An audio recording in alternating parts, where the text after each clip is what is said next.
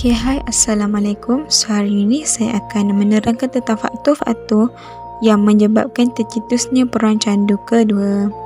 Okey, Perang Candu Kedua ini tercetus pada tahun 1856 yang merupakan rentetan dari Perang Candu Pertama.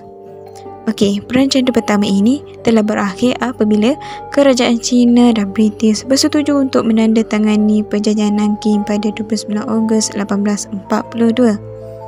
Perjanjian Nanking ini boleh dikatakan seperti perjanjian yang pertama yang ditandatangani oleh China dengan kuasa-kuasa barat.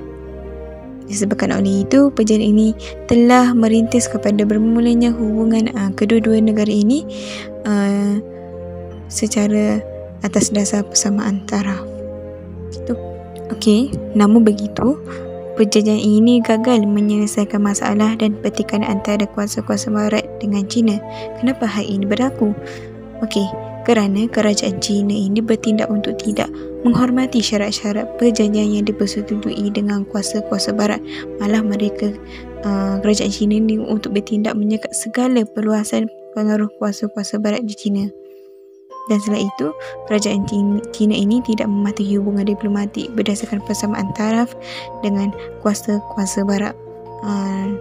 Mana kata lainnya, bahawa mereka ni tidak ingat bahawa pedagang-pedagang asing yang datang ke negara mereka ni tidak lebih taraf daripada mereka. Disebabkan oleh itu, telah mengeruhkan lagilah hubungan antara kuasa-kuasa barat dengan China, dan akhirnya maka tercetuslah perang antara kedua-dua belah pihak ini. Okey, semasa Perang Candu Kedua ini berlaku, Britain bekerjasama dengan Perancis dalam menggunakan kekerasan terhadap China. Dan pada masa itu juga Amerika Syarikat dan Rusia ini pula menggunakan kesempatan tersebut bagi menyemat semula perjanjian-perjanjian yang telah dibuat oleh China. Disebabkan oleh itu, China pun tewas dalam perang tersebut, dan ini telah menyebabkan kemerosotan kuasa dan maruah dinasti maju. Okey, tanpa membuang masa, saya akan kemukakan tentang faktor-faktor Perang Candu Kedua ini. Kenapanya berlaku? Okey, yang pertama ialah kepentingan perdagangan. Kuasa-kuasa barat ini tidak berpuas hati dengan pelbagai sekatan yang dikenakan oleh kerajaan China terhadap perdagangan asing. Dalam hal ini, kuasa-kuasa barat ini meluaskan kepentingan perdagangan masing-masing selaras dengan dasar perdagangan bebas yang diamalkan oleh mereka. Contoh dasar perdagangan bebas ni seperti mereka ini tidak ingin melibatkan campur tangan daripada kerajaan China lah.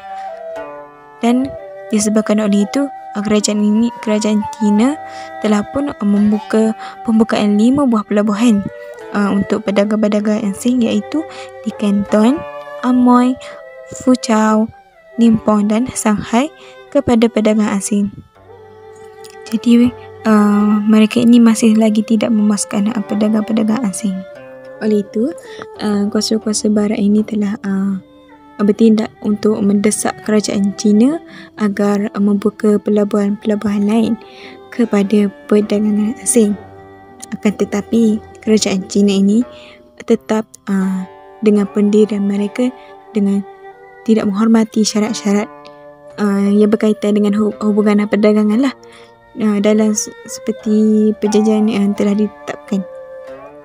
Selain itu, pedagang-pedagang barat juga tidak dibenarkan mengadakan hubungan perdagangan secara langsung dengan saudagar-saudagar tempatan.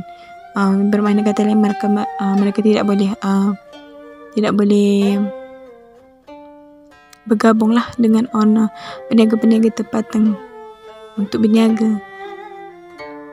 Mereka hanya dibenarkan mengadakan hubungan perdagangan melalui Kesatuan Saudagar China yang dikenali sebagai Zhuhong. Zhuhong itu kesatuan. Dasar anti perdagangan yang diamalkan oleh kerajaan China ini telah menimbul rasa tidak puas hati dalam kalangan pedagang-pedagang asing.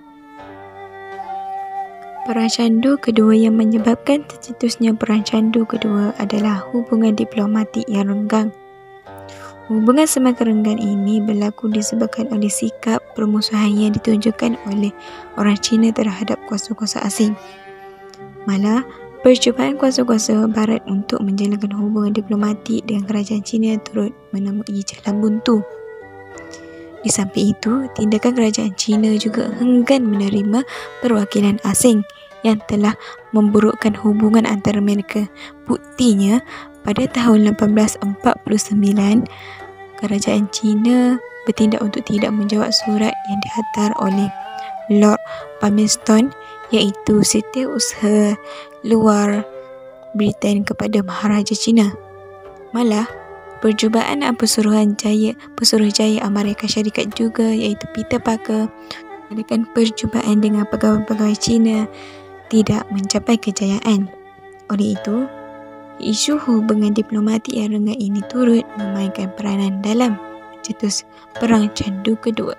Faktor ketiga yang menyebabkan tercetusnya Perang Candu Kedua adalah sikap anti orang asing dalam kalangan orang Cina.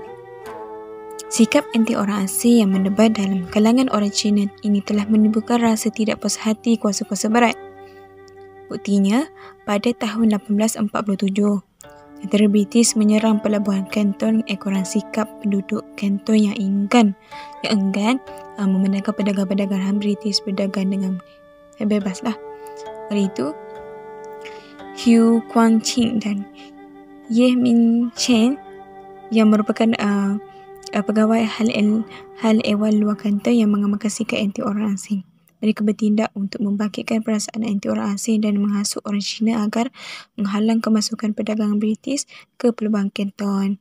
Disebabkan oleh itu, perkembangan ini menyebabkan hubungan antara Cina dengan British menjadi semakin renggan. Faktor seterusnya yang menyebabkan tercetusnya Perang Candu Kedua adalah rasa tidak puas hati terhadap penjajahan Nanking. Syarat-syarat penjajahan Nanking ini menimbulkan rasa tidak puas hati dalam kalangan kuasa-kuasa barat, iaitu kerajaan China telah membuat pembukaan 5 pelabuhan kepada kuasa-kuasa barat dan mereka tidak berpuas hati kerana pedagang-pedagang barat ini mendesak agar lebih banyakkan lagi pelabuhan dibuka kepada mereka untuk menjalankan perdagangan. British juga mendesak agar kerajaan China memberikan lebih banyak hak keistimewaan kepada mereka. Rasa tidak puas hati terhadap penjajahan Nanking ini telah menyebabkan hubungan antara kerajaan China dengan kuasa-kuasa barat bertambah buruk. Oleh itu, rasa tidak puas hati terhadap syarat-syarat penjajahan Nanking ini merupakan punca berlakunya Perang Candu Kedua. Salah satu faktor yang mencetuskan permusuhan antara kerajaan China dengan kuasa-kuasa barat ialah perdagangan candu. Kerajaan China ini telah bertindak untuk mengeluarkan perintah agar mengharamkan perdagangan candu selepas Perang Candu Pertama. Namun demikian, kuasa-kuasa barat, terutamanya British, masih meneruskan perdagangan candu supaya dapat keuntungan yang lumayan lah. Oleh itu, perdagangan candu ini telah meningkat daripada 46,000 peti candu pada tahun 1848 kepada 52,929 buah peti candu pada tahun 1850. Oleh itu, sikap kuasa-kuasa barat yang mahu mengauk keuntungan melalui perdagangan candu ini telah menimbulkan rasa tidak puas hati kerajaan China. Dengan makna kata lainnya, Perang Candu Kedua berakhir apabila kerajaan China ini menyerah kalah dan terpaksa menandatangani Konvensyen Peking pada 24 Oktober 1860. Konvensyen Peking ini telah menyebabkan kedaulatan dan maruah kerajaan China semakin tercabar.